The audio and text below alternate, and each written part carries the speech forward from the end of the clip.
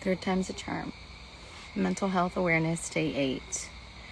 Yesterday, I talked about how trauma and stress can affect your mental health. And today, I kind of just want to carry on and do a part 2 of that, about how it can contribute to your physical health and what the long-term effects of cortisol are and how it actually makes you prone to sickness. And as a child, how it can actually make you more prone to autoimmune development later in life. So I'm going to read off my paper today, and I'm not going to touch it and crumple it a million times either. Okay. All right. Cortisol. Cortisol in the immune system. Cortisol weakens and impairs signaling pathways, which leads to delayed immune responses. Okay.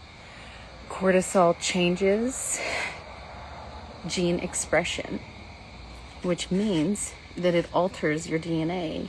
And here's how. Okay, because I've heard it before, but I'm kind of always like, how though? So here's how. It disrupts the on-off switches in the mechanism parts of your brain that release certain proteins at certain times that do all kinds of different things. But specifically today, I'm talking about how it delays your immune response. So yeah.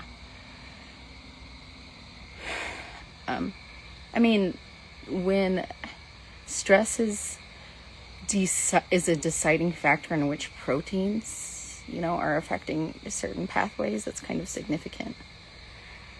It reduces T cell proliferation, which means, imagine T cells are your army against sickness, okay? And when you are introduced to a virus or a bacteria, your T cells proliferate, which is multiply or reproduce or whatever kind of word wants to get used for that. Now, cortisol inhibits it, so it makes it to where when the cortisol is actually also combating your T cells to where you aren't reproducing enough T cells to fight infection. Science is proving that stress is lowering immune systems right now. That's exactly what I'm trying to do. Prove that stress lowers immune system and immune response. Okay? Stress-induced hormone changes. They increase inflammation in the body, and they increase immune system deregulation. We should know by now that inflammation is not a good thing to have stored and to have an abundance of in the body. And it leads to a plethora of things. All sorts of things. But inflammation is a root cause for a lot of things that are bad. It causes interference in immune responses, which means that when our T cells go to fight the bacteria and the viruses or anything that it perceives as a threat, it then gets confused and perceives our own body as the threat. And so our own immune system turns against us. And the cortisol has discombobulated it to make it fight against itself. So, that's not good either.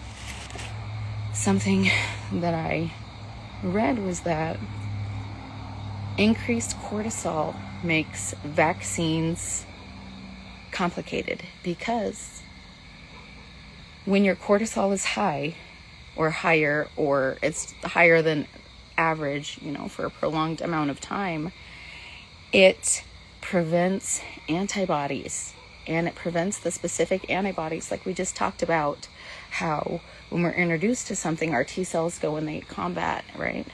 Well, when we're doing vaccines, it's the same thing. Your body has to fight it. So when you have prolonged cortisol issues, when they are giving you those vaccines, you are not producing the antibodies and the proteins and everything to break it down in the way optimally that they assume you're going to, without going into politics of it. There are short-term effects of cortisol being too high in stress, and it is high heart rate, high blood pressure, nausea, vomiting, sweating, trembles, panic attacks, insomnia, memory lapses, agitation, things that we know about by now. And how to increase inflammation at this point is something that we need to study, okay?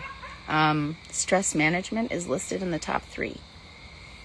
Stress management is listed in the top 3 things that needs to be done to lower inflammation in the body. We have diet changes. It suggests a Mediterranean type diet, which I don't want to go into too many food things right now. Regular exercise or physical activity, sunshine, good sleep habits, hydration. You got to cut sugar, you got to cut alcohol, no smoking, okay?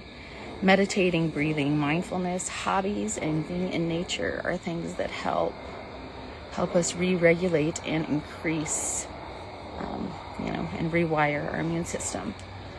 So if we can just take these things into consideration and realize the physical impact today and later that stress and trauma cause on the body.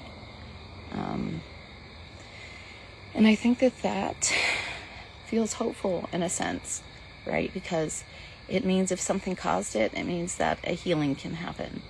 So I feel like if we are struggling from trauma-related, trauma-stored, nervous system conditions, I feel like that means that there's hope for us to rewire those systems. So, okay. With that said, day 8, tomorrow, day 9. Thank you. Thank